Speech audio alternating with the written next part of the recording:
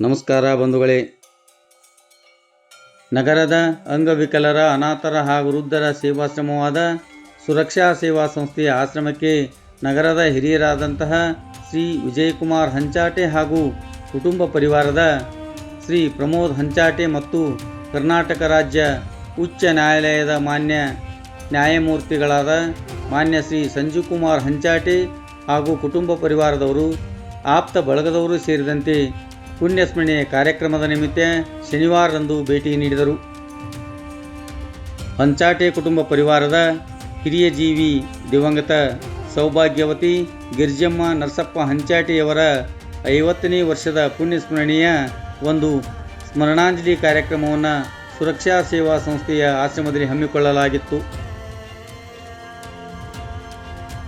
ದಿವಂಗತ ಸೌಭಾಗ್ಯವತಿ ಗಿರ್ಜಮ್ಮ ನರಸಪ್ಪ ಹಂಚಾಟೆಯವರ ಭಾವಚಿತ್ರಕ್ಕೆ ಹಂಚಾಟೆ ಕುಟುಂಬ ಪರಿವಾರ, ಅಪಾರ ಬಂಧು ಬಳಗ ಹಾಗೂ ಆಶ್ರಮವಾಸಿಗಳು ಪೂಜೆ ಸಲ್ಲಿಸಿ ಆ ಹಿರಿಯ ಜೀವಿಗೆ ಗೌರವವನ್ನು ಸಲ್ಲಿಸಲಾಯಿತು.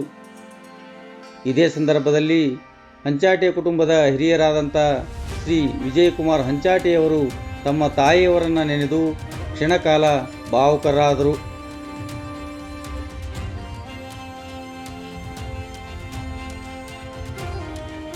ದಿವಂಗತ ಸೌಭಾಗ್ಯವತಿ ಗಿರ್ಜಮ್ಮ ತಾಯಿಯವರ 50ನೇ ವರ್ಷದ ಪುಣ್ಯಸ್ಮರಣೆ ಕಾರ್ಯಕ್ರಮದ ಪ್ರಯುಕ್ತ ಆಶ್ರಮವಾಸಿಗಳಿಗೆ ವಿಶೇಷ ಭೋಜನದ ವ್ಯವಸ್ಥೆ ಏರ್ಪಡಿಸುವುದರ ಜೊತೆಗೆ ಆಶ್ರಮವಾಸಿಗಳಿಗೆ ಹೊಸ ಬಟ್ಟೆಗಳನ್ನು ಶ್ರೀ ವಿಜಯಕುಮಾರ್ ಹಂಚಾಟೆ ಹಾಗೂ ಕುಟುಂಬ ಪರಿವಾರದವರು ವಿತರಣೆ ಮಾಡಿದರು.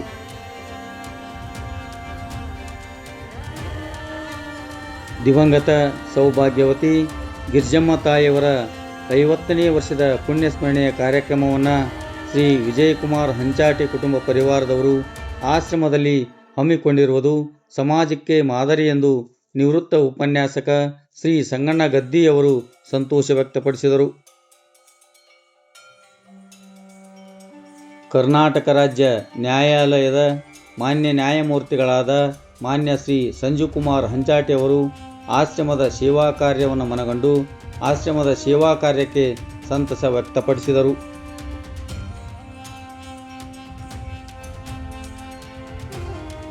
ಸುರಕ್ಷಾ ಸೇವಾ ಸಂಸ್ಥೆಯ ಸರ್ವ ಸದಸ್ಯರು ಹಾಗೂ ಆಶ್ರಮವಾಸಿಗಳ ವತಿಯಿಂದ ಶ್ರೀ ವಿಜಯಕುಮಾರ್ ಹಂಚಾಟೆ ಹಾಗೂ ಕರ್ನಾಟಕ ರಾಜ್ಯ ನ್ಯಾಯಾಲಯದ ಮಾನ್ಯ ನ್ಯಾಯಮೂರ್ತಿಗಳಾದಂತಹ ಮಾನ್ಯ ಶ್ರೀ ಸಂಜೀವ್ ಕುಮಾರ್ ಹಂಚಾಟೆಯವರನ್ನು ಗೌರವಿಸಿ ಸತ್ಕರಿಸಲಾಯಿತು.